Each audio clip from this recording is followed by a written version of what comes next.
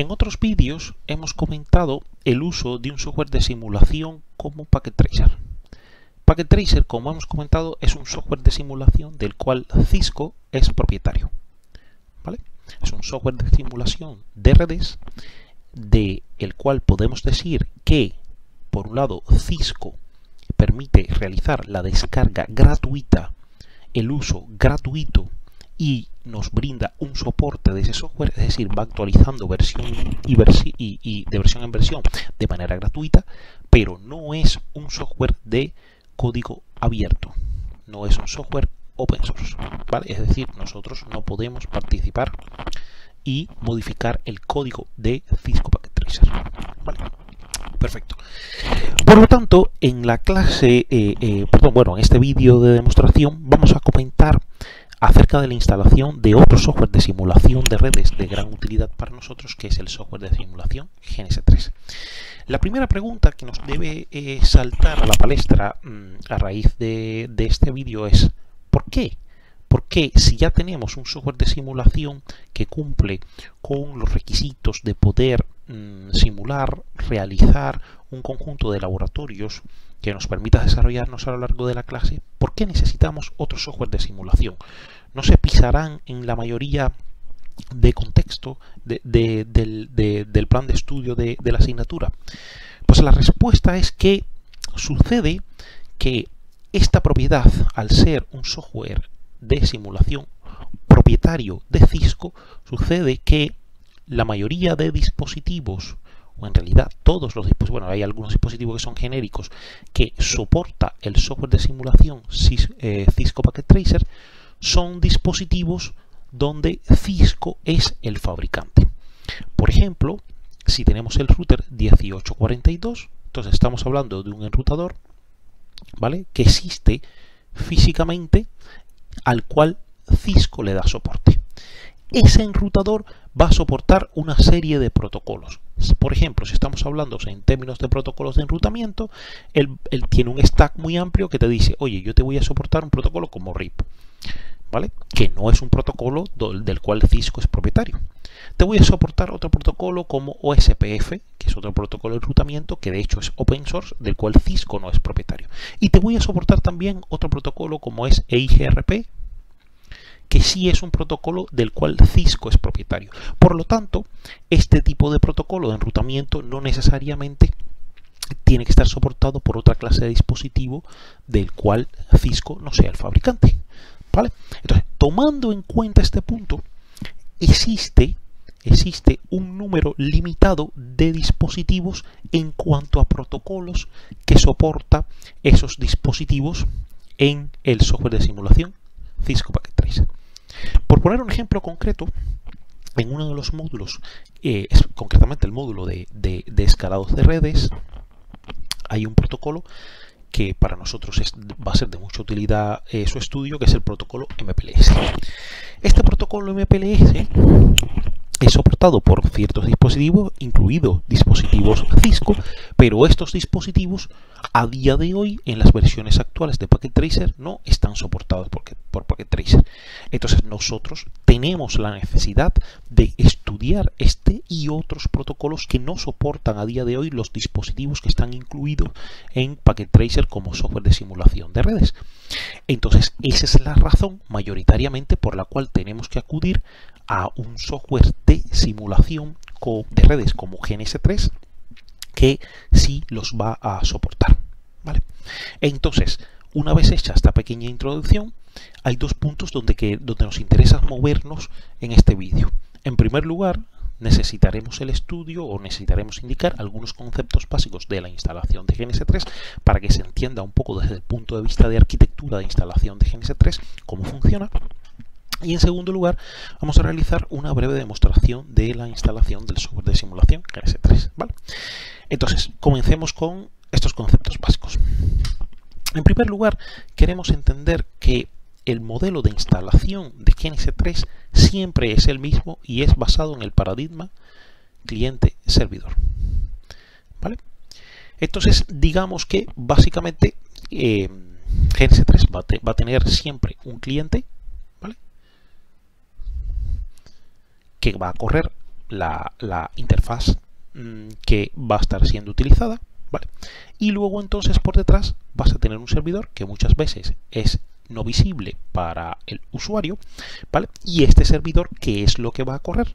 Pues este servidor va a correr el conjunto de máquinas virtuales, porque realmente digamos que GNS3 por defecto asocia el concepto de device VM, aunque esto no siempre es así, pero veámoslo de esta manera.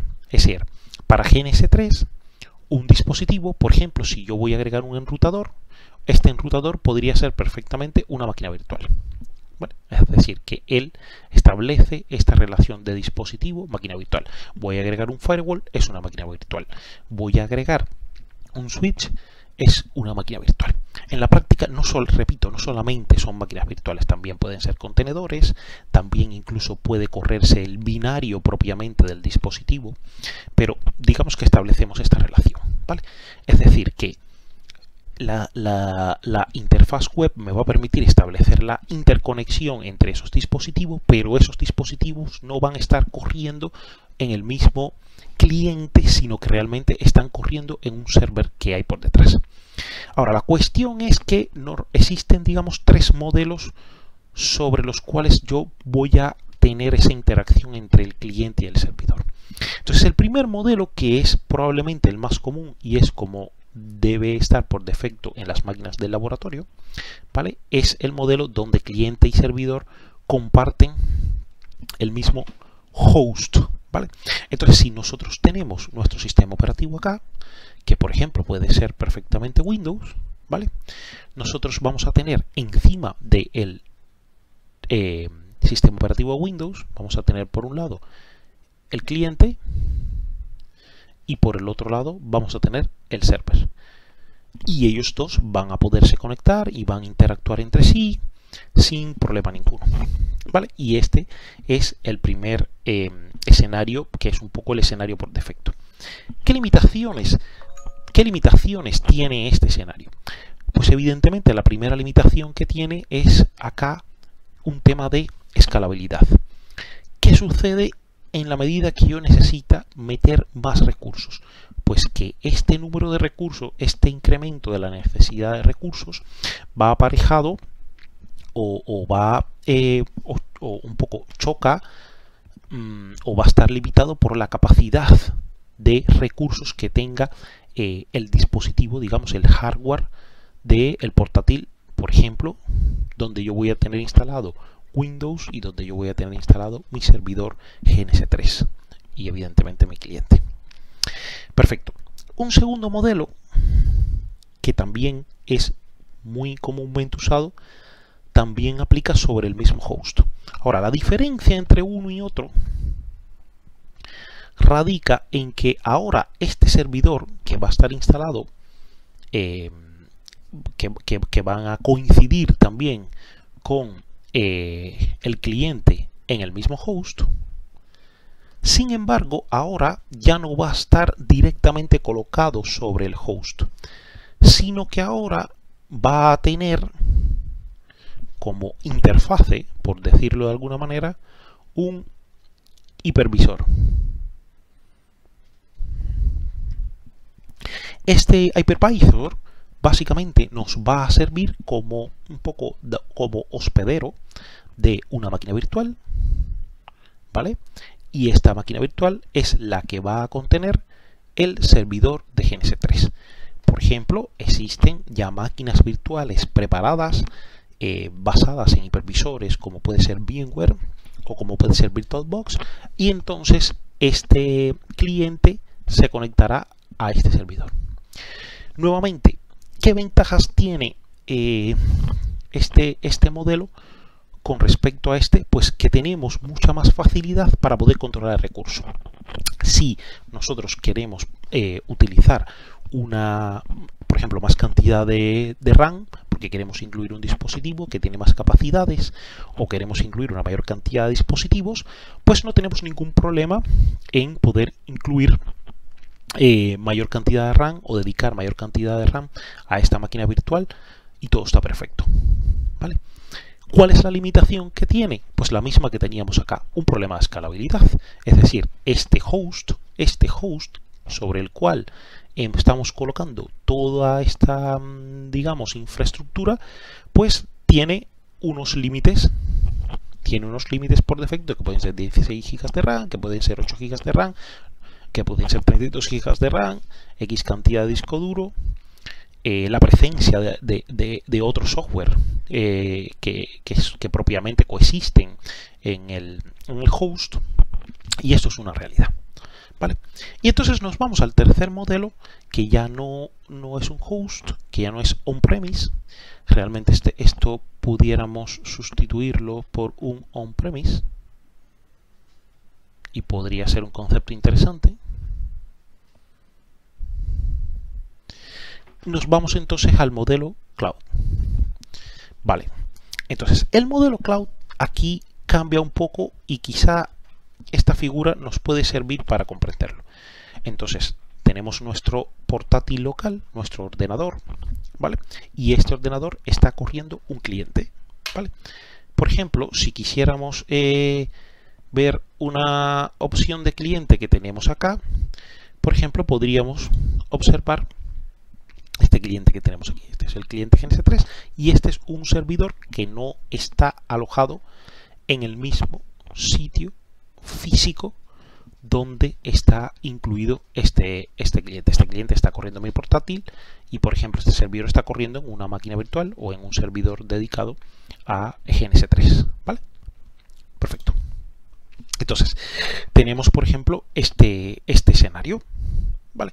Entonces, otra opción posible, otra opción de cloud posible es, por ejemplo, utilizar una instancia EC2 de AWS, ¿vale? Y entonces en esa instancia EC2 de AWS, la cual, por ejemplo, va a venir con un sistema operativo por defecto, como podría ser el Ubuntu 20.04 este que estamos ejemplificando atrás, y encima de ese Ubuntu 20.04 vamos a colocar el servidor GNS3. Y entonces a través del puerto 3080, en este caso es la opción Unsecure,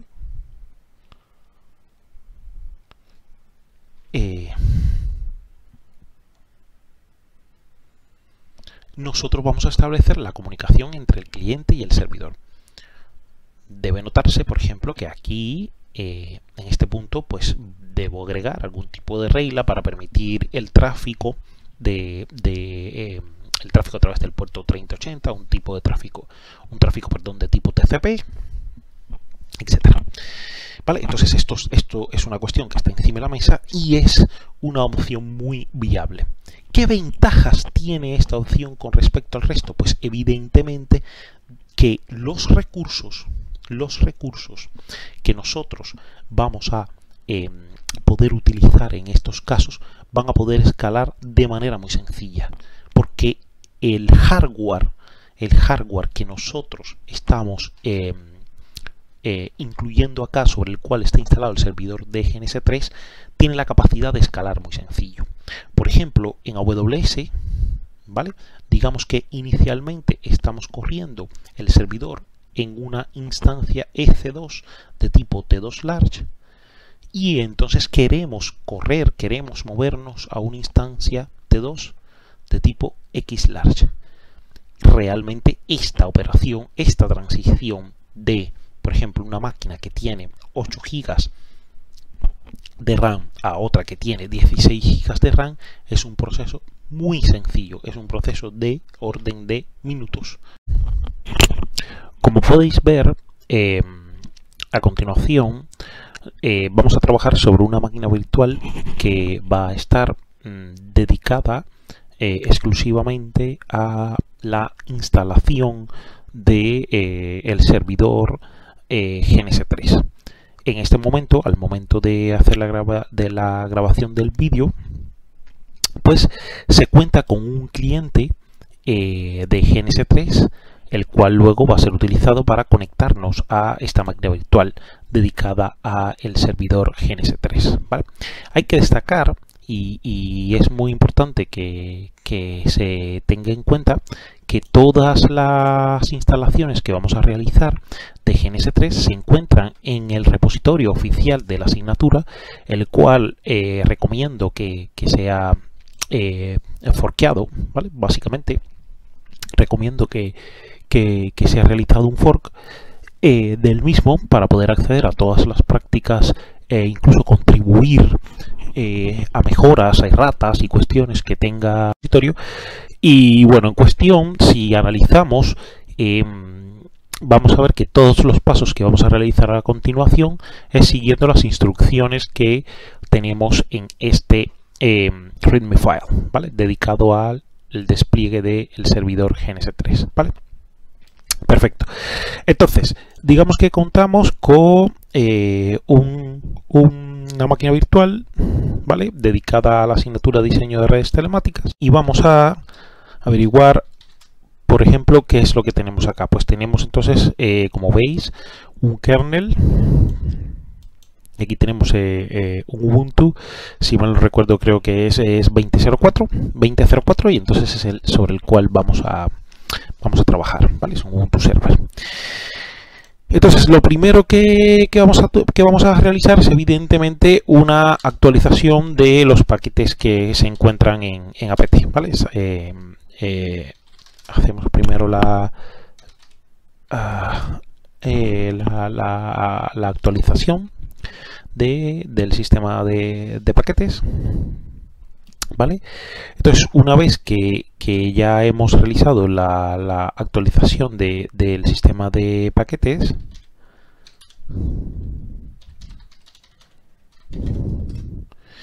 ¿vale? Entonces, a continuación, vamos a proceder a realizar la incorporación, la integración del repositorio dedicado a GNS3, ¿vale?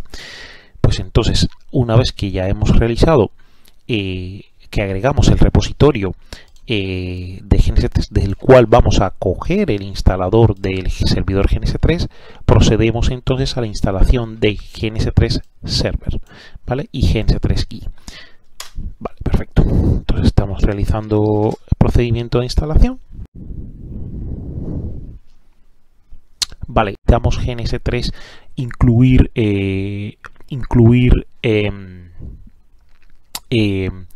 esta característica, ¿vale? Para obtener ICAM, que es una herramienta muy parecida a Wireshark, o recolectar información de los paquetes, y en este caso es aceptar también la instalación de esta herramienta.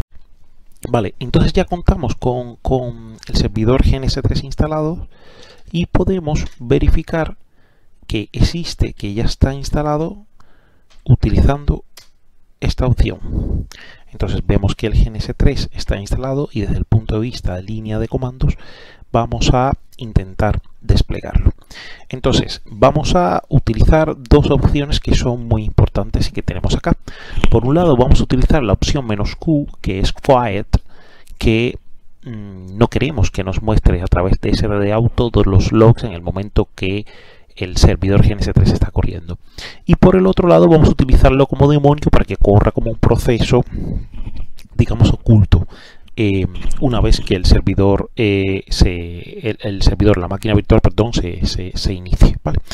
Entonces vamos a decirle GNS3 Server "-q", "-quiet", "-quiet", "-demo". Vale.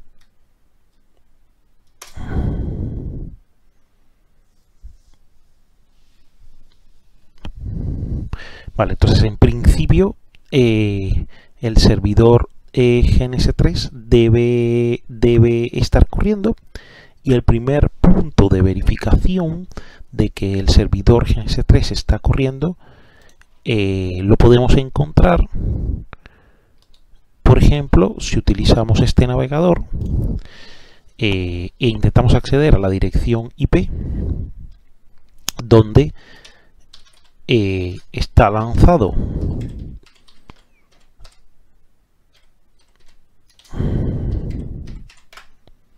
podemos observar cómo GNS3 nos devuelve una interfaz web.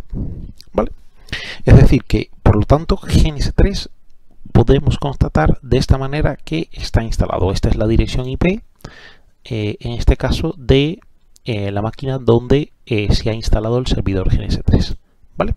Ahora, el segundo punto que necesitamos constatar es la conexión entre el GUI, es decir, entre el cliente de GNS3 con el servidor de GNS3, ¿vale? Entonces, para este propósito nos vamos a ir a Edit, nos vamos a ir a Preferencias y vamos a ver entonces la conectividad que tenemos, ¿vale? Pues en este caso, como veis, tenemos otra máquina, que es otro servidor que nosotros tenemos a día de hoy, sobre el cual, en el cual está instalado GNS3, el puerto que ya comentaba hace un momento, que es el 3080, y desde el que visteis que se accedió a GNS3, ¿vale? Que este es el puerto por defecto de GNS3, ¿vale? Perfecto. Y por último, el usuario y contraseña, que por defecto es, en el caso de GNS3, ¿vale? GNS3. En este caso es una contraseña, bueno, modificada para este servidor en concreto, ¿vale? Entonces, tomando en cuenta este escenario, vamos a intentar conectarnos a nuestro servidor GNS3 y luego explicar las particularidades que son necesarias para poder establecer la conexión, ¿vale? Entonces, 42, ¿vale? GNS3 y aquí GNS3, ¿vale? Y vamos a intentar entonces realizar el acceso a el servidor que nosotros hemos creado, es decir, donde hemos incluido, perdón, el servicio GNS3, y ya podemos establecer una comunicación con ese servicio.